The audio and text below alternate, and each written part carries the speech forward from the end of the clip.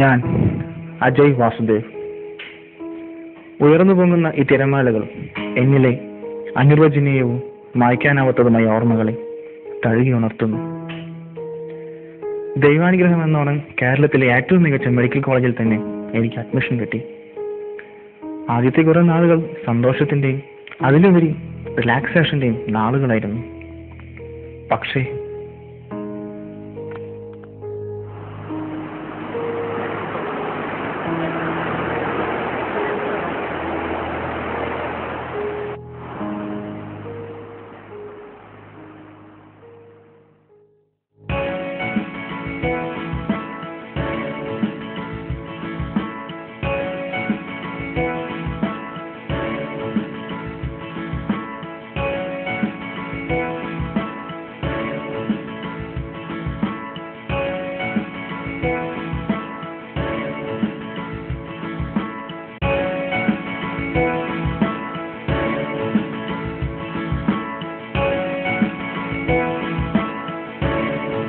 പക്ഷേ എല്ലാ ആവറേജ് വിദ്യാർത്ഥികളെ പോലെയും പഠനത്തിന്റെ കൂരമ്പുകൾ എന്നിലും തുളച്ചു കയറി. ഇതാ ഇങ്ങനെ.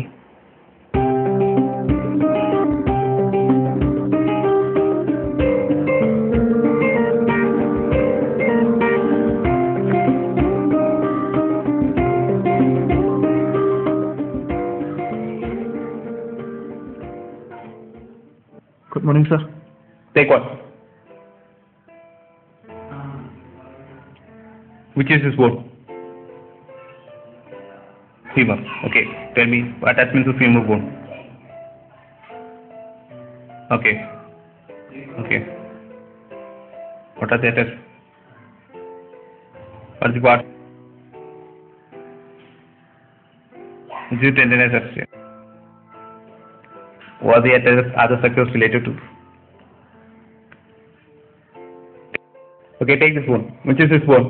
What are the attachments at this point? Which are the nerves related to this bone? Which are the muscles arising from this point? Tell me fast. മതി. എന്തോന്നത് പഠിക്കാൻ വിട്ടാൽ പഠിച്ചിട്ട് വരണം. വേദം ഫൈനൽ എക്സാം വേദം പഠിച്ചിട്ട് വരണം. What are you doing here? പഠിക്കാൻ വിട്ടാൽ പഠിച്ചു വരണം. അത് കളിച്ച് നടക്കില്ല. Get out. പോളെ.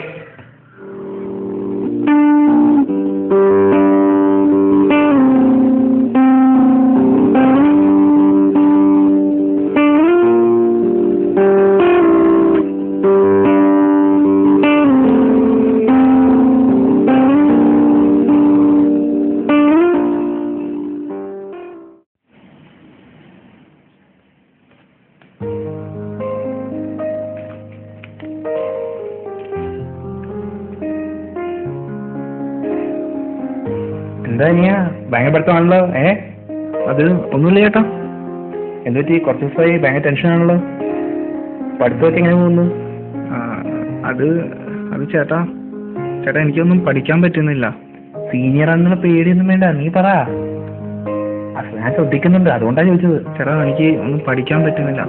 പഠിച്ചിട്ടൊന്നും കേറുന്നില്ല. പേപ്പർ കണ്ടില്ലേ, എല്ലാ പരീക്ഷയിലും തോറ്റു. പഠിക്കേണ്ട രീതിയിൽ പഠിക്കാത്തത് കൊണ്ടാ. വരുമ്പോ എല്ലാവരും ഇങ്ങനെയൊക്കെ തന്നെയല്ലേ. ഈ ബുക്ക് വെച്ചൊന്നും പഠിച്ചാൽ ശരിയാവും തോന്നുന്നില്ല. നീ ഒരു കാര്യം ചെയ്യ്, ഞാൻ കുറച്ച് ബുക്സ് കൊണ്ടുവന്ന് തരാം. ശരി ചേട്ടാ.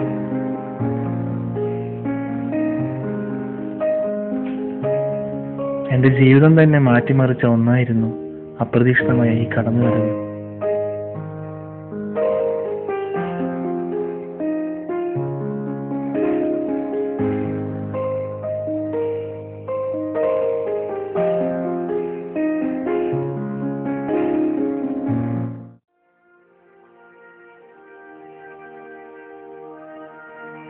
അജയ്, എന്താ ഇവിടെ ഒറ്റയ്ക്കിരിക്കുന്നേ?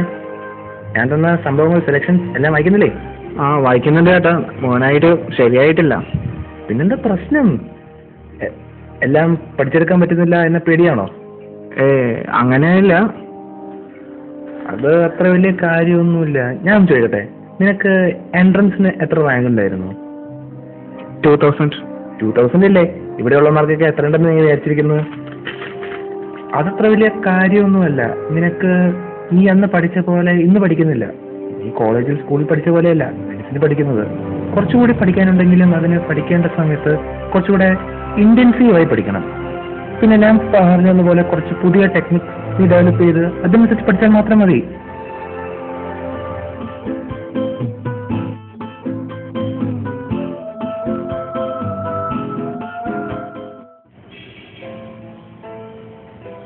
മോനെ അജയ്, എങ്ങനെയുണ്ടായിരുന്നു പരീക്ഷ? നന്നായിരുന്നു ചേട്ടാ. ചേട്ടൻ പറഞ്ഞ ക്വസ്റ്റ്യൻസ് മാത്രമാണ് വന്നത്. എനിക്ക് 100% ഉറപ്പാണ് ഞാൻ പാസ്സാവുന്നത്. Thanks a lot.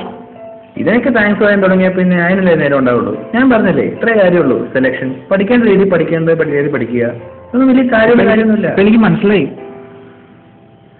എന്നാ ശരി, ഞാൻ ഹെൽപ്പ് ചെയ്യാം ഇടയ്ക്ക്. എനിക്കൊന്നും ഹെൽപ്പ് പ്രതീക്ഷിക്കാമല്ലോ. തീർച്ചയായും. എന്നാ ശരി, ബൈ. ശരി. ഏതാടാ ആ പെങ്കൊച്ച്? എന്താ? അല്ല, ഞാൻ വന്നപ്പോ നീ ഫോണില് ഏതോ പെങ്കൊച്ചിനെ വാൾപേപ്പർ ആയിട്ടിട്ട് കണ്ടിട്ടുണ്ടല്ലോ. ഏയ് ഒന്നുമില്ല. കാണിച്ച്. കാണിക്കടാ, ഞാൻ ചെയ്യാൻ പോകുന്നില്ല. കാണിക്കേ. അത് ആരേത്? അത് 2 ആണോ? 1 ചേട്ടാ. പക്ഷെ എങ്ങനെയാ പ്രപ്പോസ് ചെയ്യേണ്ടത് പോലും എനിക്കറിയില്ല. സത്യം പറഞ്ഞാൽ ഒന്നും അറിയില്ല. നീ അവളോട് വല്ലതും സംസാരിച്ചിട്ടുണ്ടോ? ഇതുവരെ ഇല്ല. ശരിയാക്കാം. ഒരു നാക്കിന്റെ കാര്യമേ ഉള്ളൂ, നമുക്കത് ശരിയാക്കാവുന്നേ ഉള്ളൂ. എന്താ ഉള്ള പേര്? ശരി, അതും നമുക്ക് ശരിയാക്കാം. Okay man. ശരി ചേട്ടാ. അങ്ങേര് അന്ന് അപ്പോൾ അങ്ങനെയൊക്കെ പറഞ്ഞു പോയെങ്കിലും പിറ്റേ ദിവസം തന്നെ അത് സംഭവിക്കുമെന്ന് ഞാനും കരുതിയില്ല.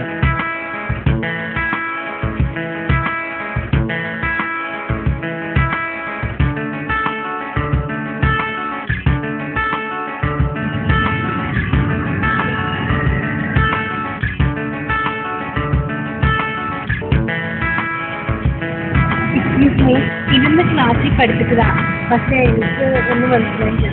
എനിക്ക് അറിയുന്നതൊന്ന് പറഞ്ഞു തരാമോ? ഇതാണ് എനിക്കറിയാം, പക്ഷെ എനിക്ക് അത്യാവശ്യമായിട്ടൊന്ന് പുറത്തു പോകണം. ഞാൻ വന്നിട്ട് പറഞ്ഞാൽ പോരെ? No problem. ഓക്കെ, എന്നാ ശരി.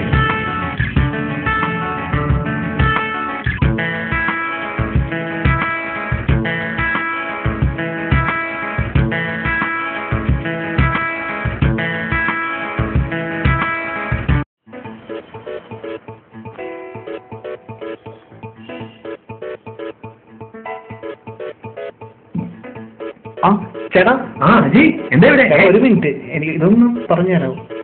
എനിക്ക് അവൾ ഇമ്പ്രസ് ചെയ്യാൻ കിട്ടിയിട്ടുള്ള ചാൻസ് ആണ്. ചേട്ടൻ ഇതിന്റെ ഉത്തരം സിമ്പിൾ ആയിട്ടൊന്ന് പറഞ്ഞു തരാമോ പ്ലീസ്? ഇത് വലിയ കാര്യമൊന്നുമില്ല.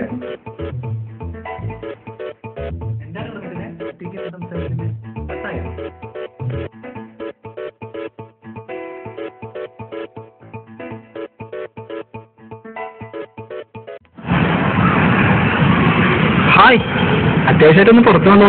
കുഴപ്പമില്ലല്ലോ.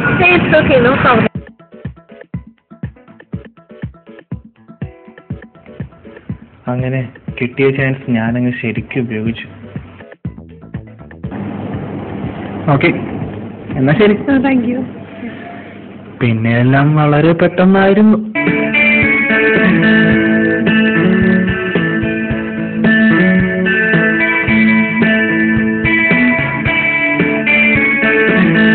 അതിനുശേഷം മാസങ്ങൾക്ക് ശേഷം അതാ വീണ്ടും ഒരു ഞെട്ടിക്കുന്ന വാർത്ത. ഫസ്റ്റ് റിസൾട്ട് വന്നു. നിനക്കാണോ ഫസ്റ്റ് റാങ്ക്? First rank? ആ തോള ശരിക്കും എനിക്ക് നോക്ക്. പൊളിച്ചു വത്താരേ, പൊളിച്ച്. എടാ, ഇതിനെല്ലാം ഞാൻ കടപ്പെട്ടിരിക്കുന്നത് ആ ചേട്ടനോടാണ്, ആ സീനിയർ ചേട്ടൻ. അതേതാടാ ചേട്ടൻ? ദീപക് ചേട്ടൻ. ആളില്ലായിരുന്നെങ്കിൽ എനിക്ക് ഒന്നും നേടാൻ പറ്റില്ലായിരുന്നു, ഒന്നും.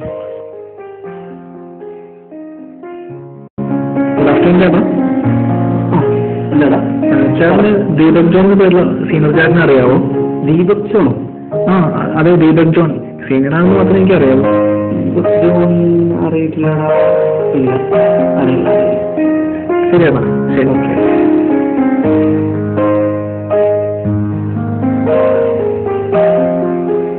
ചേട്ടാ, ദീപക് ചേട്ടൻ അറിയാവോ?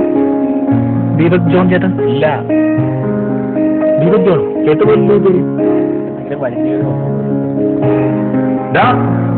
ദീപക് ജോണാണോ? ആ അതെ. തടിച്ച് പൊക്കമുള്ള ആ അതെ, ചേട്ടനറിയാവോ? ഇതിനാണോ നോക്കി? ആ ഇത് തന്നെ, ചേട്ടനറിയാവോ? ആ ഇവനെ എനിക്കറിയാം, ഇവൻ എന്റെ കൂടെ പഠിച്ചതാ. നീ ഉദ്ദേശിച്ച ദീപക് ജോൺ എനിക്കറിയാം, അവൻ എന്റെ ബാച്ചിലായിരുന്നു. He was an intelligent student. അവൻ ഭയങ്കര ബ്രില്യന്റ് ആയിരുന്നു. പക്ഷെ അതിലുപരി അവൻ എന്റെ റൂംമേറ്റും ഉറ്റ സുഹൃത്തുമായിരുന്നു. പക്ഷേ നിനക്ക് ആള് മാറിയെന്നാ തോന്നുന്നേ. ഇല്ല. ഈ ദീപക് ജോൺ അവൻ 2 വർഷം മുമ്പ് ഒരു ആക്സിഡന്റിൽ മരിച്ചുപോയി. ആ വിഷമം ഇപ്പോഴും ഞങ്ങളുടെ മനസ്സിൽ നിന്നൊന്നും മാറിയിട്ടില്ല. ആ പിന്നെ നീ പറഞ്ഞതുപോലെ അവൻ റൂം നമ്പർ 19-ലായിരുന്നു. ശരി എന്നാ. 19-ലാ?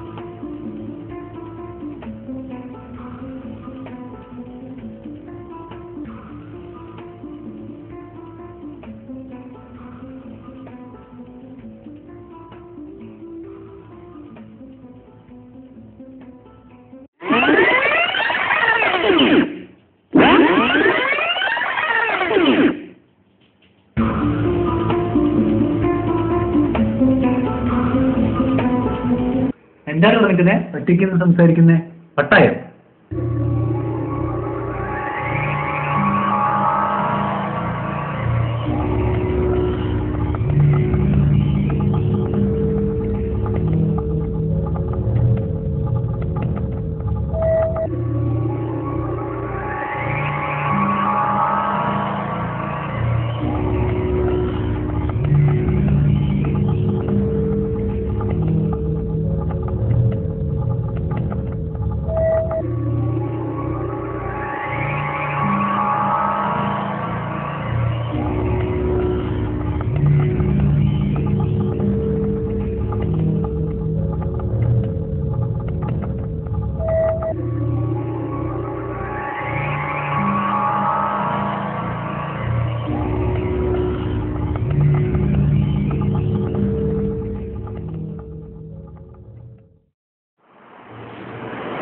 ഇത് എൻ്റെ കഥയാണ്.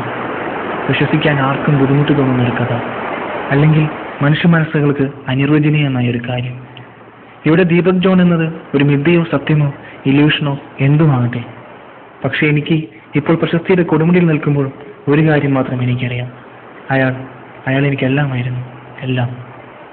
എന്നെ കരകയറ്റുവാനായി വന്ന, അല്ലെങ്കിൽ എൻ്റെ ജീവിതത്തിലേക്ക് വെളിച്ചം വീശാനായി വന്ന ഒരു ദേവദൂതൻ. അതെ, അങ്ങനെ വിശ്വസിക്കുകയാണ് എനിക്കിഷ്ടം. പക്ഷേ ഒരൊറ്റ ദുഃഖം മാത്രം, ഒരു നന്ദി വാക്ക് പോലും തിരിച്ചു പറയാൻ എനിക്ക് സാധിച്ചില്ല.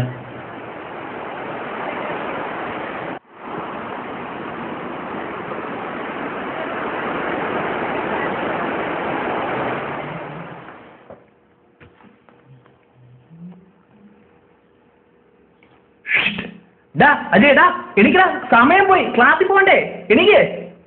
എനിക്കടാ അമ്മേ, എന്ത് നീയായിരുന്ന? സമയം പോയി, 8 മണി, ഞാൻ പോകണേ ക്ലാസ്സിൽ. ബൈ. ഇതാണ് ഈ പ്രേതപടം കണ്ട് കിടന്നാലുള്ള പ്രശ്നം.